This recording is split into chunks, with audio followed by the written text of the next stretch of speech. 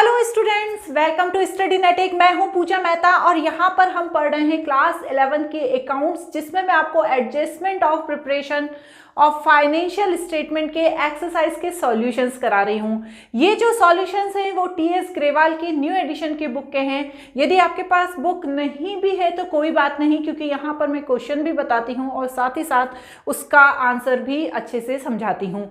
अभी तक हम सभी क्वेश्चंस कर चुके हैं, सिर्फ लास्ट के 18th एंड 19th क्वेश्चन बचे हैं, तो आज इस वीडियो में उसे कंप्लीट कर लेंगे। यदि आपने इसके प्रीवियस वीडियोस देखना है तो क्लास 11th अकाउंटेंसी की प्लेलिस्ट में चले जाना, वहां पर सभी वीडियोस आपको अवेलेबल हो जाएंगे। तो बिना देरी किए स्टार्ट करें। चैनल को सब्सक्राइब करना बिल्कुल भी मत भूलना। तो चलिए देखते हैं क्वेश्चन नंबर 18th को तो क्या कह रहा है क्वेश्चन नंबर 18। देखिए यहाँ पर जीएसटी से रिलेटेड क्वेश्चन है ये। अब इससे पहले वाला जो क्वेश्चन किया था, जिसमें मैंने एक ही क्वेश्चन कराया था, वो भी जीएसटी वाला क्वेश्चन था। तो आई होप आपको उसके बाद इन क्वेश्चंस में प्रॉब्लम नहीं जाएगी। यहाँ पर देखिए पूरा आपको ट्रायल बैलेंस दिया हुआ है और नीचे एडजस्टमेंट दिए हुए हैं। Taxes 3000 are outstanding but insurance 500 is prepaid, ठीक है ना, इस बारे में बात की गई है। फिर कमीशन दिया हुआ है 1000 का, एडवांस में रिसीव हो गया है, इंटरेस्ट 2100 का है, receive on deposit, interest on bank loan है 3000 का, इज टू बी पेड। उसके बाद दिया है प्रोविजन फॉर डीडी 10,000 का डायरेक्ट अमाउंट दिया हुआ है, डेप्रिसिएशन फर्नीचर पर 10% दिया हुआ है, the cost of closing stock 45,000 but net realisable value is 50,000, तो जो कम वाली वैल्यू है वो लिखी जाएगी। A fire occurred in 1st April 2024, destroy goods costing 10,000. The stock was fully insured. Ignore GST. तो देखो बच्चों, ध्यान रखना इस चीज का कि जो आग लगी है वो 1 अप्रैल 2024 को लगी है। हमारा जो सेशन है वो 31 मार्च 2024 को खत्म हो जाता है। तो जब हम 31 मार्च 2024 को सेशन खत्म कर रहे हैं तो अगले दिन जो आग लगी है उसकी हमें इसमें कोई भी एंट्री नहीं करनी, रिकॉर्ड नहीं रखना। वो नेक्स्ट ईयर के अकाउंटिंग स्टेटमेंट जब हम तैयार करेंगे वहां पर रखा जाएगा, ठीक है। तो चलिए अब हम यहां पर स्टार्ट करते हैं ट्रेडिंग एंड पीएनएल अकाउंट के साथ। सबसे पहले फॉर्मेट बना लीजिए, ट्रेडिंग एंड पीएनएल अकाउंट, ठीक है। किसी का नाम दिया हुआ है क्या? यहां पर नहीं दिया है, तो direct as at 31 March 2024। Clear? चलो अब हम यहां पर लाइन खींच लेते हैं।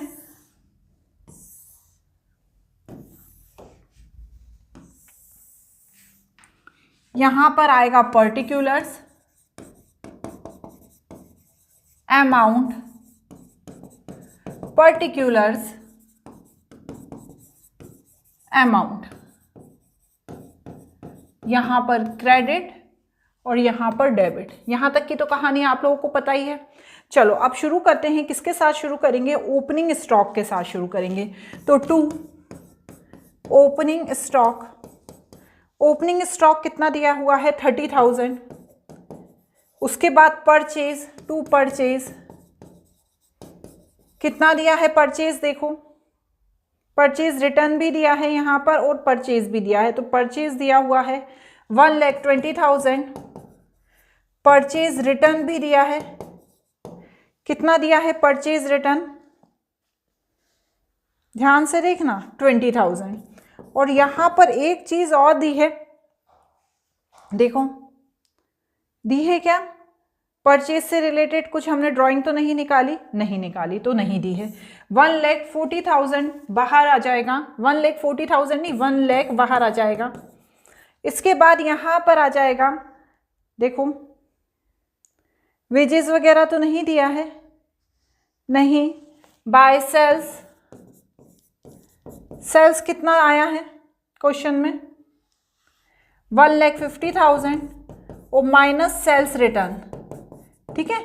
माइनस सेल्स रिटर्न करेंगे तो सेल्स रिटर्न दिया है 10,000, तो यहां पर आ जाएगा 1,40,000 बाय क्लोजिंग स्टॉक। कितना दिया हुआ है क्लोजिंग स्टॉक? देखो अभी हमने देखा 45,000,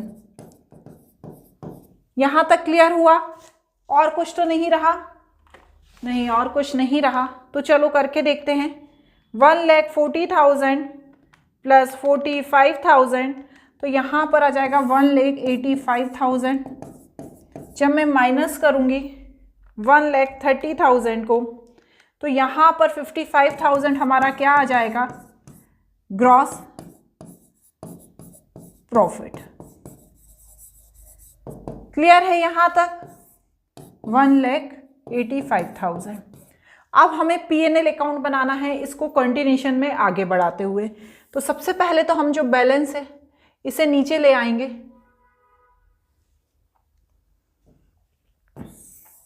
चलिए इस बैलेंस को नीचे ले आइए।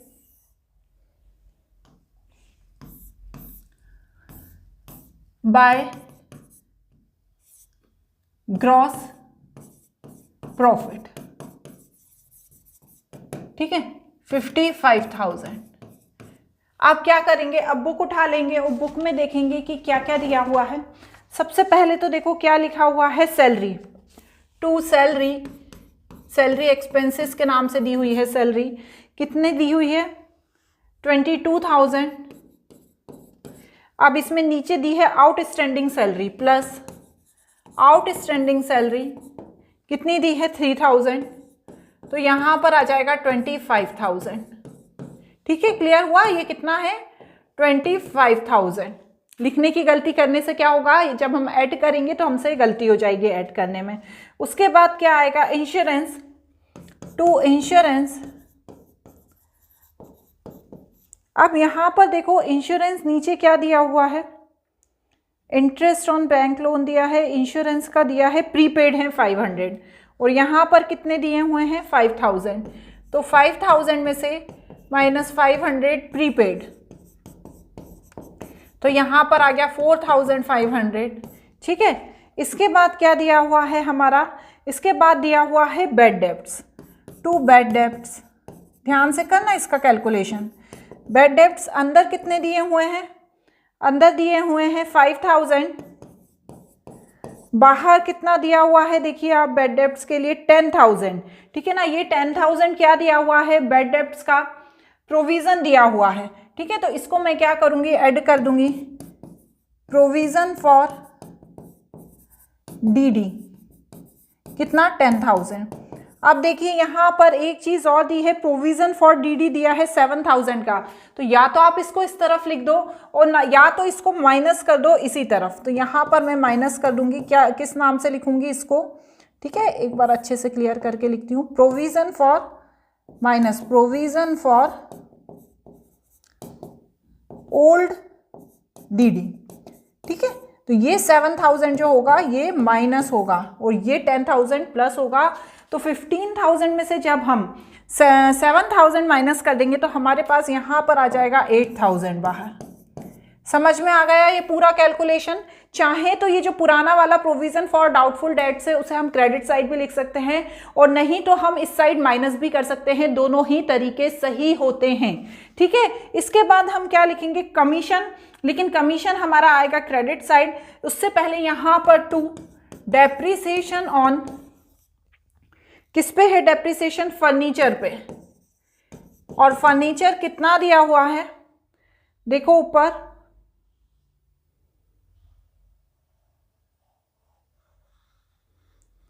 6,000 का फर्नीचर दिया है, इस पर 10% मतलब 600। यहां तक क्लियर हो गया? अब हमने बात किसकी करनी है? अब हमने बात करनी है कमीशन की। तो चलो बाय कमीशन। कमीशन कितना दिया हुआ है? कमीशन दिया हुआ है 5,000। लेकिन कमीशन के कौन सा भी कमीशन दिया हुआ है? देखो नीचे एडवांस है ना, एडवांस कमीशन। तो यहां पर 1,000 माइनस करके एडवांस लिख देंगे, तो यहां पर आ जाएगा 4,000। ठीक है ना, समझ में आ रही है बात? अब देखो इसके बाद एक चीज और दी हुई है यहां पर। क्या चीज दी हुई है? Interest on bank loan 3,000। ठीक है, interest on interest on deposit है, सॉरी इंटरेस्ट ऑन डिपॉजिट, ठीक है, इंटरेस्ट ऑन डिपॉजिट है जो 2100 यहां आएगा और 3000 इंटरेस्ट ऑन बैंक लोन यहां आएगा। ऐसा क्यों? क्योंकि देखो इंटरेस्ट रिसीव है 2100 का, इसलिए हम यहां लिखेंगे, और इंटरेस्ट ऑन बैंक लोन हमने पेड किया है तो इसलिए हम इसे यहां पर लिखेंगे। तो चलो अब हम कैलकुलेशन करके देखते हैं कि हमारा नेट प्रॉफिट कितना आएगा। 55,000 प्लस 4,000 प्लस 2100, तो यहां पर आ जाएगा 61100। अब यहां का प्लस करूंगी 25,000 plus 4500 plus 8,000 plus 600 plus 3,000 minus करेंगे 61100 से, तो 20,000 मेरा क्या आ जाएगा बच्चों? Net profit. क्या है ये? Net profit. क्लियर है यहां तक का पूरा?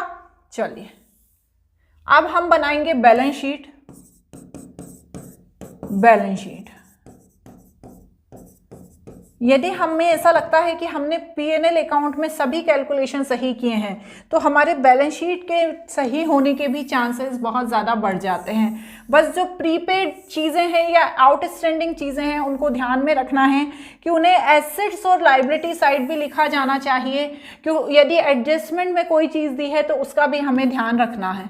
Liabilities, amount, assets, amount. Clear? चलो अब हम स्टार्ट करते हैं। सबसे पहले हम क्या लिखेंगे? कैपिटल लिखेंगे, ठीक है। सबसे पहले हम क्या लिखेंगे? कैपिटल। कैपिटल कितनी दी हुई है? देखो हमारी जो कैपिटल दी हुई है वो है 1 लाख। इसमें नीचे देखो ड्राइंग भी दी है, कितनी दी है? 14,000 की ड्राइंग दी हुई है। कितने की ड्राइंग दी हुई है? 14,000 की।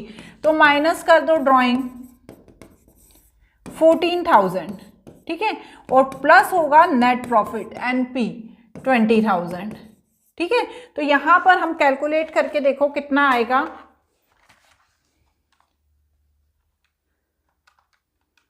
माइनस 14,000 प्लस 20,000, तो यहां आएगा 106,000। क्लियर? यहां तक बिल्कुल आपको समझ में आ रही है चीज? चलिए अब हम आ जाएंगे कहां पर? जो हमने आउटस्टैंडिंग, नीचे जो हमारे थे आउटस्टैंडिंग, कौन से? Outstanding salary. हमारी आउटस्टैंडिंग सैलरी 3,000। इसके बाद आउटस्टैंडिंग में और क्या दिया था? आउटस्टैंडिंग में तो कुछ नहीं था, लेकिन जो हमारा कमीशन था, देखो एडवांस कमीशन भी यहीं पर आता है, तो उसे यहां पर लिख दूंगी। कितना? 1,000। क्रेडिटर्स आएंगे जिसे हमें भूलना ही नहीं है, तो क्रेडिटर्स कितने दिए हुए हैं? देखो क्वेश्चन में क्रेडिटर्स दिए हुए हैं 45,000। 45,000।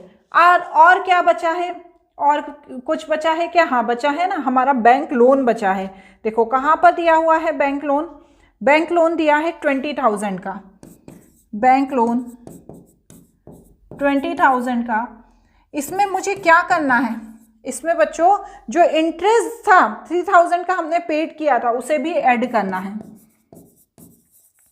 3,000 का मैंने यहाँ पर ऐड कर दिया तो 23,000 आ गया।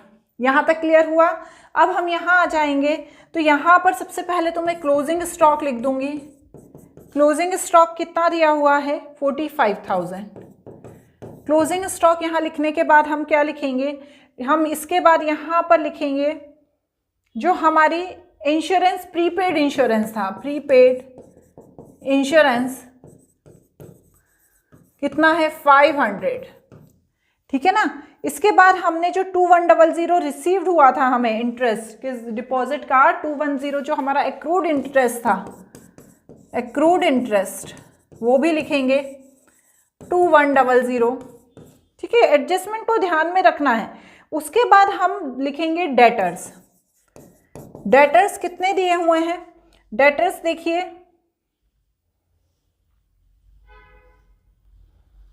82,000। अब इस 82,000 में से सिर्फ ये जो बाहर वाले हैं प्रोविज़न, उसे ही यहाँ पर माइनस करेंगे, अंदर वाले और पुराने वाले को कुछ भी नहीं करेंगे। उनका हिसाब किताब हमने किस में कर दिया, उनका हिसाब किताब हमने कर दिया ऊपर P&L अकाउंट में। तो यहाँ पर आ जाएगा 72,000, ठीक है। उसके बाद देखो फर्नीचर है 6,000 का, जिस पर हमने डेप्रिसिएशन लगाया 600, 10% था ना, तो 5400 बाहर आ गया। अब यहाँ पर सबसे इंपॉर्टेंट चीज़ अभी नहीं की है मैंने। कौन सी इंपॉर्टेंट चीज़ नहीं की है? वो मेरी जो चीज़ है वो है जीएसटी का कैलकुलेशन, क्योंकि ये जीएसटी का क्वेश्चन है। यहाँ पर हमने जीएसटी का कैलकुलेशन नहीं किया है, जीएसटी का कैलकुलेशन छूट गया है। लेकिन उससे पहले यहाँ पर कैश लिख देती हूँ, क्योंकि यदि वो छूट गया तो भी हमारा बैलेंस शीट मैच नहीं करेगी। तो कैश दिया है, बैंक तो कुछ अलग से नहीं दिया है ना, नहीं। तो अब मैं यहाँ पर बच्चों जीएसटी का वर्किंग नोट में, ठीक है, इसको अभी मैंने कंप्लीट नहीं किया है, ये अभी मेरा छूटा हुआ है, क्योंकि मुझे यहाँ जीएसटी का भी लिखना है। तो यहाँ पर मैं नीचे वर्किंग नोट में जीएसटी को सेट ऑफ कर देती हूँ। तो देखिए जीएसटी कितना दिया है, मेरे साथ आप करते जाइए। जो जीएसटी दिया हुआ है आउटपुट जीएसटी, आउटपुट जीएसटी कब होता है? जब हम कोई चीज़ सेल करते हैं तो हमारे पास पैसा आता है, उसके साथ हमारे पास जीएसटी भी आता है, तो उसे क्या कहते हैं? आउटपुट जीएसटी कहते हैं। अब ये बात आपको ध्यान रखना है कि आउटपुट जीएसटी से हमारे पास पैसा आता है, लेकिन वो हमारी लायबिलिटी होती है, क्योंकि वो पैसा हमें अपने पास रखने के लिए नहीं आता है, उसे हमें चुकाना पड़ता है। तो वही चीज़ यहाँ पर ध्यान में रखते हुए हम वर्किंग नोट बनाएंगे। जीएसटी का चैप्टर आप यदि भूल गए हों तो प्लीज़ एक बार रिवाइज ज़रूर करना, बहुत इंपॉर्टेंट चैप्टर है, किसी भी क्वेश्चन में जीएसटी देखकर और पूछा जाता है, ठीक है। तो सबसे पहले यहाँ पर लिखेंगे आईजीएसटी, सीजीएसटी और एसजीएसटी, ठीक है। यहाँ पर आउटपुट जीएसटी। अब आउटपुट जीएसटी मतलब हमारे पास कितना आया है? 6,000, 8,000 और 8,000 ऑलरेडी क्वेश्चन में दिया हुआ है। अब मैं इसे क्या करूंगी? सेट ऑफ करूंगी इनपुट जीएसटी को, इनपुट जीएसटी, ठीक है। अब इनपुट जीएसटी में आप ये ध्यान रखो कि सिर्फ सीजीएसटी और एसजीएसटी ही दिया है, आईजीएसटी नहीं दिया है। तो सीजीएसटी कितना दिया है? 10,000 और एसजीएसटी भी कितना दिया है? 10,000। तो जब हम बैलेंस देखेंगे तो हम ये देखेंगे कि अभी भी 2,000 का जो जीएसटी है, ठीक है, वो हमने क्या किया है? ज़्यादा पे कर दिया है। और यहाँ पर भी हमने 2,000 का जीएसटी ज़्यादा पे कर दिया है। तो अब हम वो किससे लेंगे? वो हम आईजीएसटी से लेंगे। तो हम लिखेंगे यहाँ पर set of output IGST with CGST and SGST, ठीक है। तो यहाँ से 2,000 इसने ले लिए, 2,000 इसने ले लिए, तो इसके पास अब कितने बचे हैं? इसके पास अभी बचे हैं कितने? 2,000 बचे हैं ना। ये हमने पूरा बैलेंस कर दिया, ये थोड़ा सा ऊपर लिखा गया, ठीक है। ये नील हो गया, ये नील हो गया। और यहाँ अब इसके पास यहाँ के दोनों के देने के बाद, यहाँ के दोनों के देने के बाद इसके पास बचे हैं 2,000। तो 2,000 अभी भी हमारे पास लाइबिलिटी है। तो ये जो 2,000 है इसे हम कहाँ पर लिखेंगे? ये हमारी आउटपुट आईजीएसटी है, तो इसको मैं यहाँ पर लिख दूंगी आउटपुट आईजीएसटी 2,000। समझ में आ गई ना? अब चलो अब टोटल करके देखते हैं। करो टोटल करने से पहले एक बार मैं मिला लेती हूँ कि कुछ चीज़ छूटी तो नहीं है।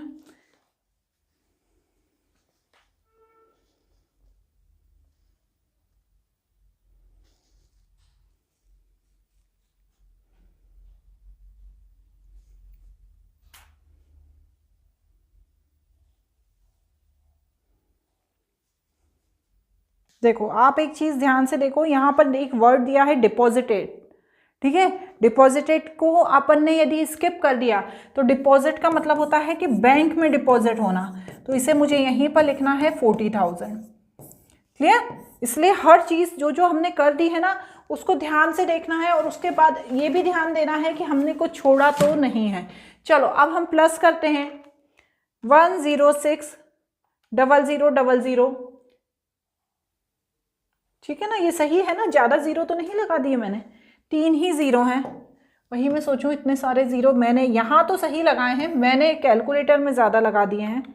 106,000 plus 3000 plus 1000 plus 45,000 plus 23,000 plus 2,000, 1,80,000 कितना आया हमारा? 1,80,000 इस तरफ का आया है। अब हम इधर चले जाएंगे, 45,000 plus 500 plus 2100 plus 72,000 plus 5400 plus 15,000 plus 40,000, ठीक है। अब अभी आप यदि ये 40,000 नहीं लिखते तो आपको ये ढूंढना पड़ता कि ये कहाँ पे छूट गए हैं। यदि आप ढूंढते तो वो ज़रूर आपको मिल जाते, क्योंकि इस तरह के क्वेश्चन में कभी कभी इस ऐसे वर्ड दे दिए जाते हैं जो आपके लिए थोड़े से नए हो, जैसे डिपॉजिटेड, ये अभी तक हमने कहीं नहीं सुना, अभी आ गया एकदम, तो आपको उसको ध्यान रखना है। तो चलो ये क्वेश्चन हो गया। अब ये लास्ट क्वेश्चन और कर लेते हैं, थोड़ा सा लेंथी है पर आज हमारा फिर ये चैप्टर एंड हो जाएगा। क्लियर? तो चलो देखो यहाँ पर भी पूरा ट्रायल बैलेंस दिया हुआ है, नीचे सारे एडजस्टमेंट दिए हुए हैं। ध्यान रखने वाली बात यह है कि यहाँ पर इनपुट सीजीएसटी, इनपुट एसजीएसटी दी है और आउटपुट आईजीएसटी दी है। तो आईजीएसटी सीजीएसटी का कैलकुलेशन है पर बहुत कम है, ठीक है। तो cost of stock 31 March 2024 was 37,000 and market value 35,000, तो 35,000 को ही लेकर मानेंगे क्लोजिंग स्टॉक, ठीक है। Wages outstanding 6,000, salary outstanding 5,000, depreciation on land on machinery 2.5%, है ना, 2.5 दिया है। Plant and machinery 10% and furniture 15%। Purchase include machinery 10,000 1 अक्टूबर 2025। तो यहाँ पर एक चीज़ ध्यान रखना है कि जब आप डेप्रिसिएशन निकालोगे मशीनरी का, जो भी यहाँ अंदर मशीनरी दी है उस पर निकालने के बाद ये जो 10,000 की मशीनरी है ना, इस पर भी डेप्रिसिएशन निकलेगा। कितने मंथ का? 6 मंथ का। कितने, किसके हिसाब से? 10% के हिसाब से, और जिसे हमें कहाँ लिखना होगा? पीएनएल अकाउंट में लिखना होगा। Debtors include bad debts 2,000, maintain provision 10%, तो ये फर्दर बैड डेब्ट्स है और ये प्रोविजन है। Manager entitle 10% commission net profit before charging such commission, तो यहाँ पर आपको कमीशन का भी कैलकुलेशन करना है। तो चलो बिना देरी किए हम स्टार्ट करते हैं। Trading and PNL account as at 31 March 2024, ठीक है।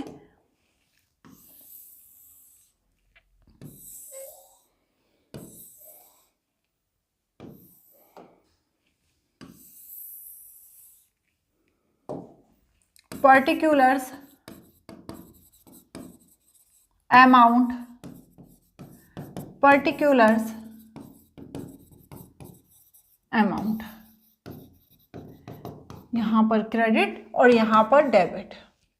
फॉर्मेट अच्छा होना चाहिए। ऐसा नहीं है कि हम घर में जब प्रैक्टिस करते रहते हैं रफ कॉपी में तो हम क्या करते हैं, ये सब चीज़ें नहीं लिखते। तो क्या होता है, जब हम एग्जाम देने जाते हैं ना, तब भी हमारे दिमाग से कईयों बार ये चीज़ें रह जाती हैं कि अरे इन्हें लिखना है। तो अब जब आप प्रैक्टिस करेंगे ना आखिरी में, तो आपको इन सब चीज़ों को लिख कर प्रैक्टिस करनी है, ठीक है। चलो अब देखते हैं।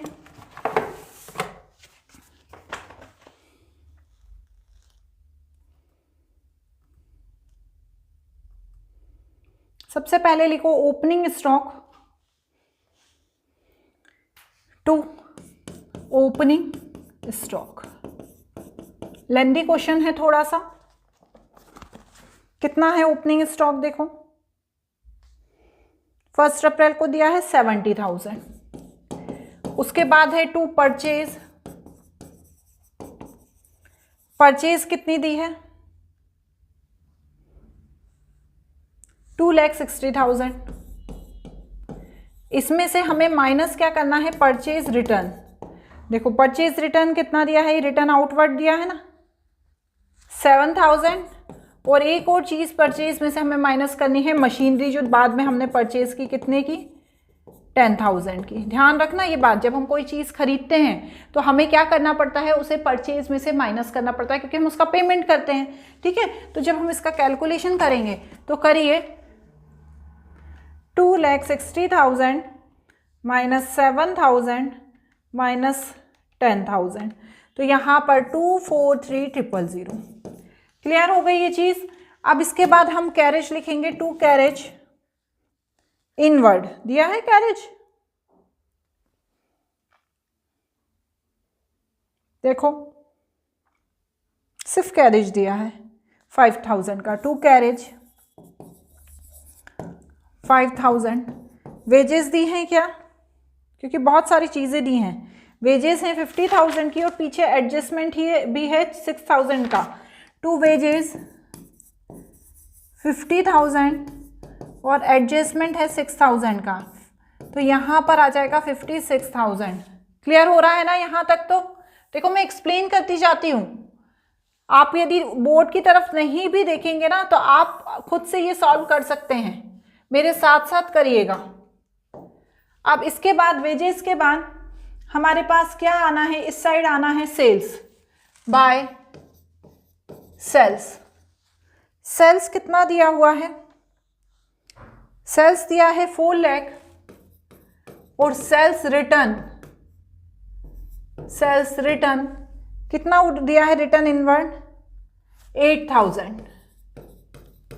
तो यहाँ पर हमने जब 4 लाख में से जब मैं 8,000 माइनस करूँगी तो 3,92,000 आएगा, 3,92,000। और यहाँ पर आएगा क्लोजिंग स्टॉक। क्लोजिंग स्टॉक कितना दिया हुआ है, हमने देखो अभी देखा था ना पीछे 35,000। जो कम होता है वही वाला लिखते हैं। 37,000 दिया है और 35,000 दिया है, तो यहाँ पर हमें 35,000 ही लिखना है। चलो अब हम ग्रॉस प्रॉफिट निकालते हैं, या ग्रॉस लॉस जो भी निकले निकाल के देखो। 392,000 प्लस 35,000 427,000। अब यहाँ पर प्लस करते हैं 70,000 प्लस 243,000 प्लस 5,000 प्लस 56,000। यहाँ का ज़्यादा है 427,000, तो हमारे पास 53,000 क्या आ जाएगा, ग्रॉस प्रॉफिट। क्या आ गया ये, ग्रॉस प्रॉफिट। अब आ जाएंगे हम कहाँ पर, नीचे P&L अकाउंट को बनाने के लिए। तो पहले तो ये बैलेंस ले आएंगे बाय ग्रॉस प्रॉफिट, कितना है 53,000। ठीक है 53,000, इसे आप लिख लिया आपने। अब चलिए P&L अकाउंट को स्टार्ट करो। बहुत सारी चीज़ें दी हैं P&L अकाउंट में, तो सबसे पहले मैं क्या करती हूँ, वो चीज़ें लिखती हूँ जिसके एडजस्टमेंट नहीं है, और नहीं तो हम लाइन से लिखते हैं। ठीक है, यदि हम वैसा लिखेंगे तो कन्फ्यूज़न हो जाएगा। तो देखो शुरुआत में drawing, capital, plant and machinery, debtor, creditor, return inward, return outward, यहाँ तक का तो हमारा पूरा हो गया। इसके बाद है डिस्काउंट अलाउ और डिस्काउंट रिसीव। तो डिस्काउंट अलाउ जो होता है वो हमेशा कहाँ आता है, डेबिट में, टू डिस्काउंट अलाउ। कितना अलाउ किया हमने, डिस्काउंट अलाउ हमारा हुआ 7,000 का, और यहाँ पर डिस्काउंट रिसीव कितने का हुआ, 6,000 का। ठीक है, ये दोनों का लिख लिया हमने। उसके बाद कमीशन, टू कमीशन। अब हमने कमीशन लिखा। अब एक बार पीछे पलट कर देख दो कि कमीशन का तो कोई एडजस्टमेंट नहीं है। देखो वेजेस का है, सैलरी का है, डेप्रिसिएशन है, मशीनरी है, नहीं, कमीशन का कोई भी एडजस्टमेंट नहीं है। तो डायरेक्ट 15,000 का कमीशन लिखो। उसके बाद देखो ध्यान से, कमीशन हो गया। इंटरेस्ट ऑन बैंक लोन, ठीक है, to interest on bank loan. ठीक है, अब इंटरेस्ट ऑन बैंक लोन यहाँ पर दिया हुआ है, कितना दिया हुआ है, 12,000। पीछे देखो बैंक लोन से रिलेटेड कुछ है क्या, नहीं है, तो आप बस ये वाला जो इंटरेस्ट ऑन बैंक लोन आपको सिंपल 12,000 यहाँ पर लिख देना है, ऐसे ही करना है। ठीक है, इसके बाद इंटरेस्ट ऑन बैंक लोन हो गया। फिर फर्नीचर है, वो तो हमारी बैलेंस शीट में आएगा। इसके बाद प्रोविजन फॉर डाउटफुल डेट्स है, तो ये हम बैड डेट्स का तो हमारे दिमाग में हमें बहुत अच्छे से याद रहता है, हम उसे कभी नहीं भूलते, तो बैड डेट्स के लिए इसे छोड़ दो। वेजेस हो चुकी है, सैलरी, सैलरी लिखो, टू सैलरी, सैलरी कितनी दी है, सैलरी दी है 45,000 और आउटस्टैंडिंग भी है, आउटस्टैंडिंग सैलरी कितनी दी है, आउटस्टैंडिंग सैलरी 5,000, तो यहां पर आ गया 50,000। यहां तक क्लियर हुआ ना, सैलरी लिख दी। फिर एडवर्टाइजमेंट,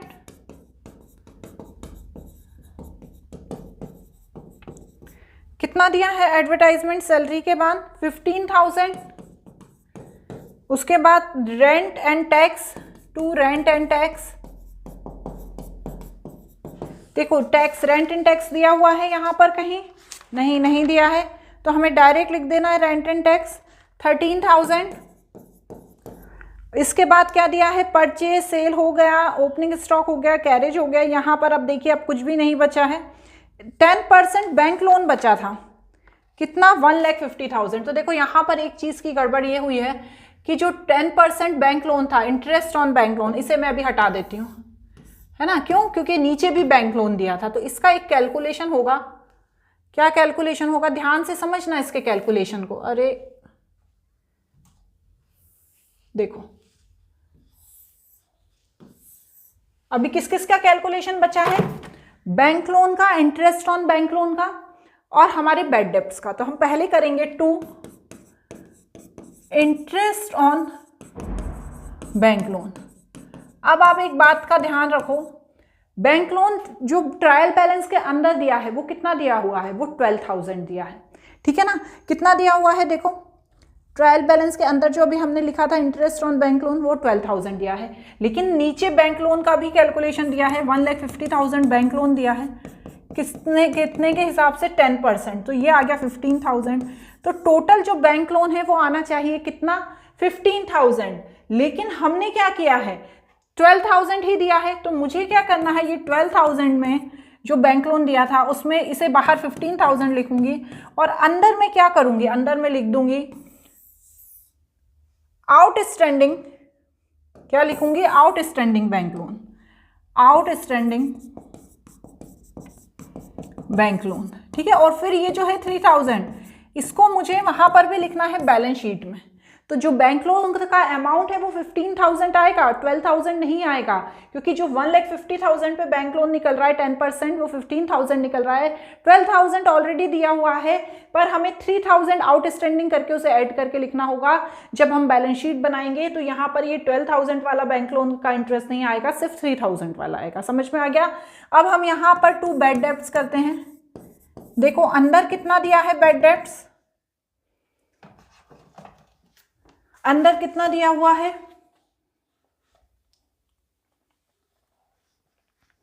अंदर दिया हुआ है 5,000। अरे नहीं, पुराना क्वेश्चन है ये।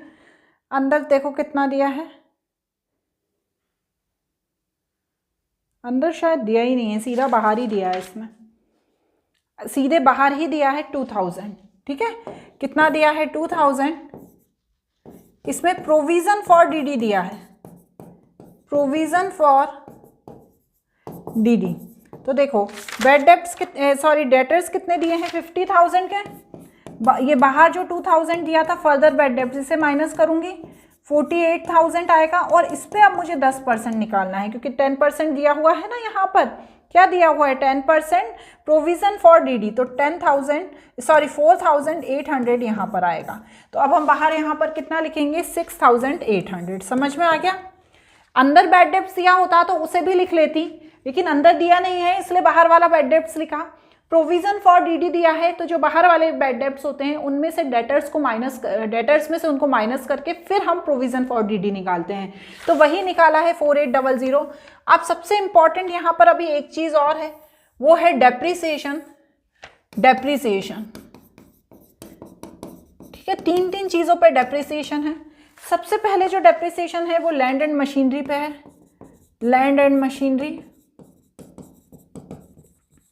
फिर जो डेप्रिसिएशन है लैंड एंड बिल्डिंग है, सॉरी लैंड एंड बिल्डिंग। फिर जो डेप्रिसिएशन है वो किस पे है?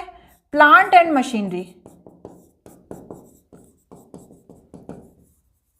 और फिर जो डेप्रिसिएशन है वो किस पे है? फर्नीचर। ठीक है, अब सबसे पहले लैंड एंड बिल्डिंग कितना दिया हुआ है वो लिख लो। लैंड एंड बिल्डिंग दिया है 98,000 और 98,000 का 2.5%। उसके बाद प्लांट एंड मशीनरी कितना दिया हुआ है? 205,000। ठीक है, इस पे कितना परसेंट? 10%। एक चीज और ध्यान रखनी है, क्या ध्यान रखना है कि एक मशीनरी खरीदी है 10,000 के बाद में, तो यहां पर 10,000 का 10% 6 मंथ का ये भी निकालना है। फर्नीचर कितना दिया हुआ है? फर्नीचर दिया हुआ है 55,000। कितना परसेंट निकालना है फर्नीचर पे? 15%। समझ में आ गया? मैंने अच्छे से लिख दिया है सभी को। अब हम इनका कैलकुलेशन करते हैं ताकि हमको समझ में आ जाए। ठीक है, अब मैं इसका कैलकुलेशन करती हूँ। चलो, 98,000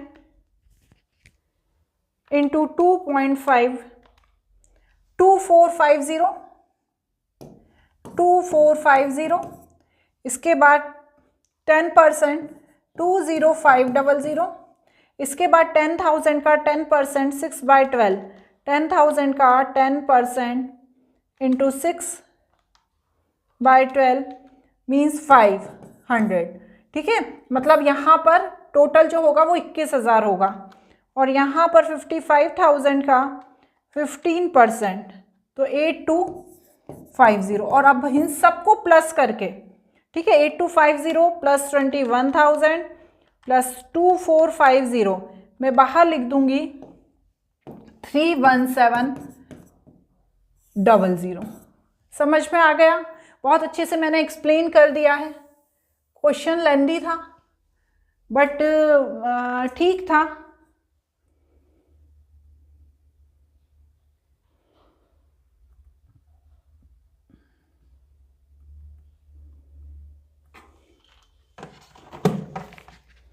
चलो, अब हम यहाँ पर एक चीज़ और लिखना है हमको। क्या लिखना है? जो प्रोविज़न था जो हमने यहाँ माइनस नहीं किया था, ओल्ड प्रोविज़न। देखो क्वेश्चन में, देखो एक ओल्ड प्रोविज़न भी दिया है, प्रोविज़न फॉर डीडी 13,000 का, तो बाय ओल्ड प्रोविज़न 13,000। ठीक है, अभी तक अब हमने सब सही लिखा है। एक बार आप भी चेक कर लीजिए कुछ गड़बड़ तो नहीं है।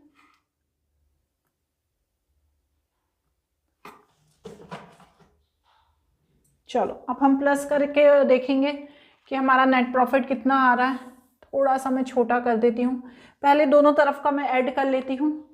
31700 plus 6800 plus 15,000 plus 13,000 plus 15,000 plus 50,000 plus 15,000 plus 7,000।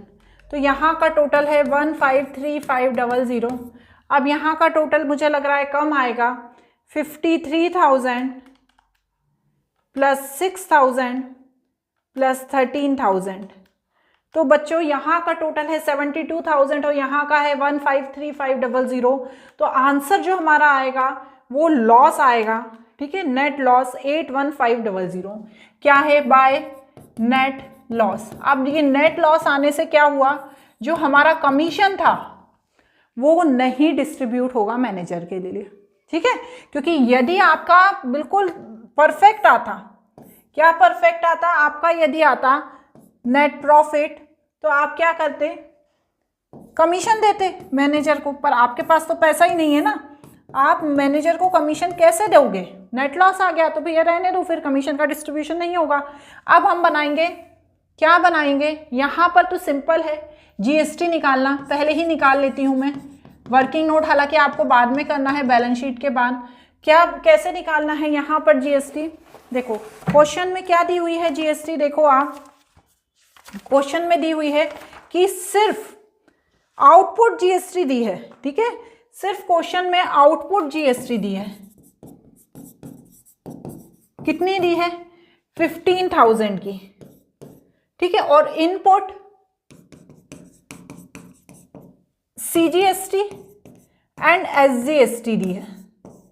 तो जब हम ये 15,000 का IGST का CGST और SGST के साथ हम जब सेट ऑफ करेंगे तो CGST हमारी दी है 9,000 और SGST भी हमारी 9,000 है। तो पहले हम CGST के साथ सेट ऑफ करेंगे तो यहाँ पर CGST तो निल हो गई, लेकिन यहाँ पर जो 6,000 बचे हैं उसके बाद 3,000 की अभी और बच गई जिसे हम एसेट साइड लिखेंगे।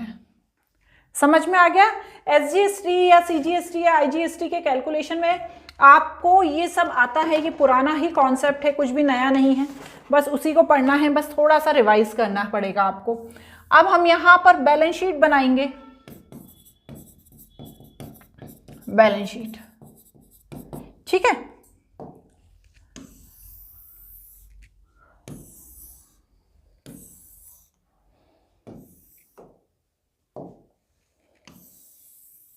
ये हमारी बैलेंस शीट हो गई। लायबिलिटीज, अमाउंट, एसेट्स, अमाउंट, ठीक है, ये हमने पूरा यहां पर लिखा। चलो अब स्टार्ट हो जाओ आप मेरे साथ। सबसे पहले लिखेंगे हम कैपिटल। कैपिटल कितनी दी है? देखो कैपिटल दी है 3,50,000। इसमें से मुझे माइनस करनी है ड्राइंग। ड्राइंग कितनी दी है? 15,000 की ड्राइंग दी है, 15,000। वो माइनस ही करना है नेट लॉस, क्योंकि नेट प्रॉफिट होता है तो प्लस करते हैं। नेट लॉस कितना निकला था? 81500। इसे हमें माइनस करना है, ठीक है। ये पूरा आप कैलकुलेशन करना। इसके बाद हम लिखेंगे क्रेडिटर्स।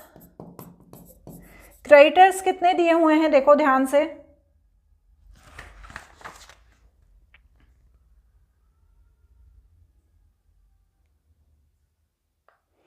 क्रेडिटर्स दिए हुए हैं 28,000 के, उसे यहाँ पर लिख लूँगी।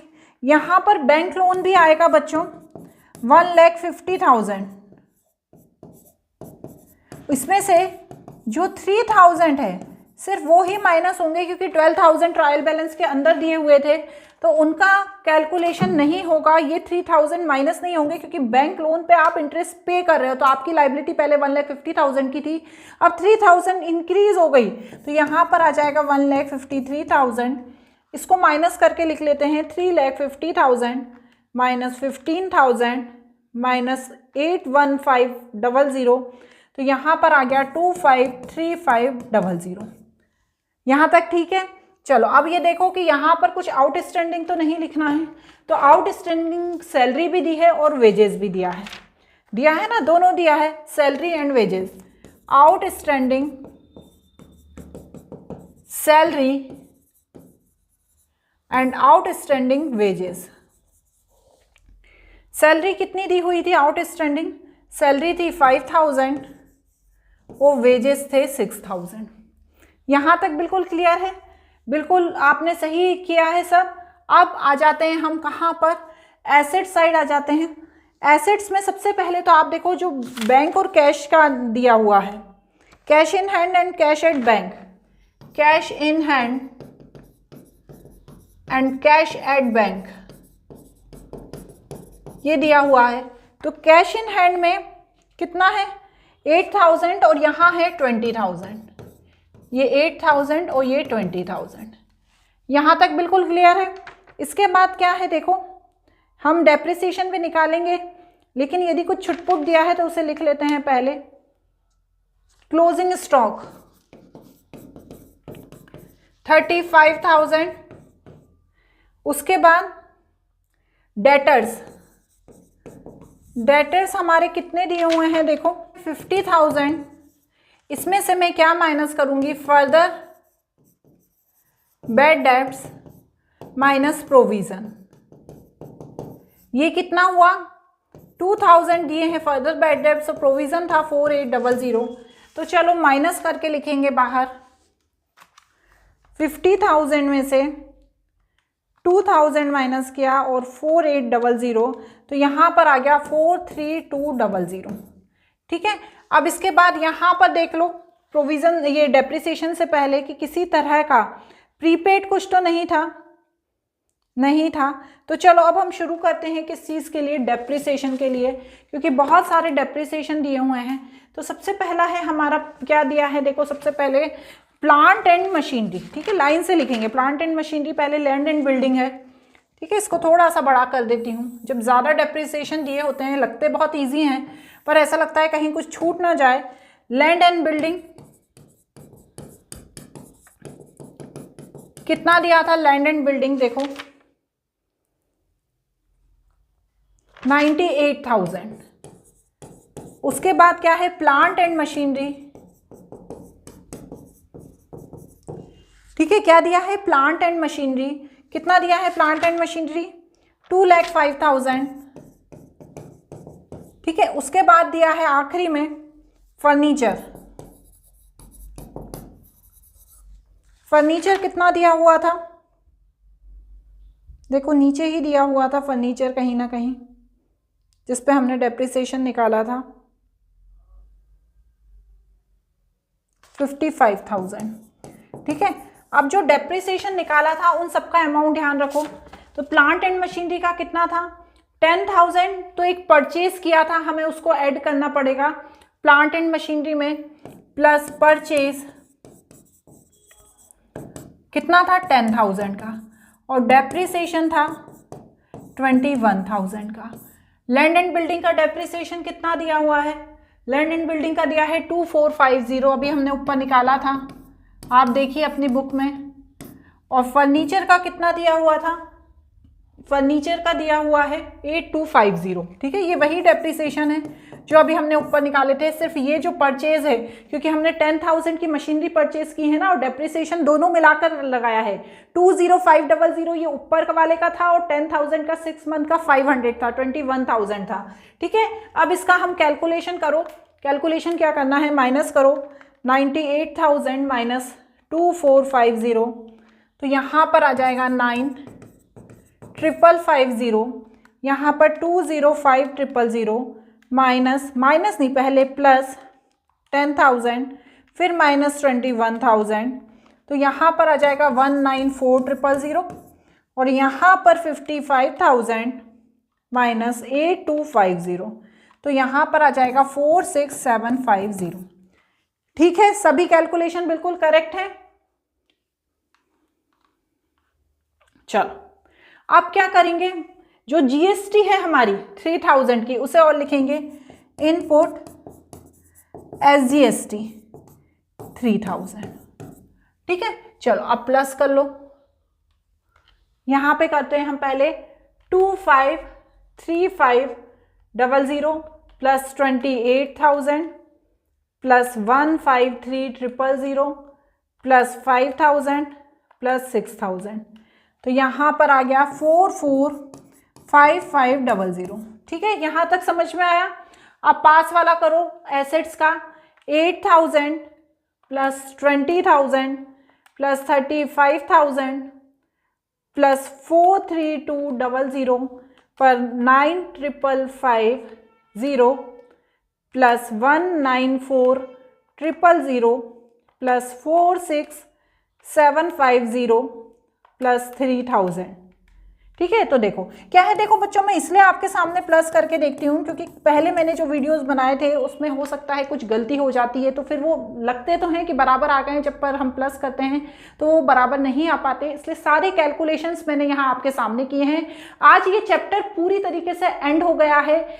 बहुत ही जल्दी मैं रिविजन वाली वर्कशीट्स आपके लिए अपलोड करूँगी, आप उसे मेरी वेबसाइट पर भी देख सकते हैं, मेरे ऐप पर भी देख सकते हैं और यहाँ पर कम्युनिटी पोस्ट में भी देख सकते हैं। कोई भी डाउट होता है किसी भी चीज से रिलेटेड तो आप मुझसे कमेंट बॉक्स में पूछ लेना। आज के लिए इतना ही, बाय बाय।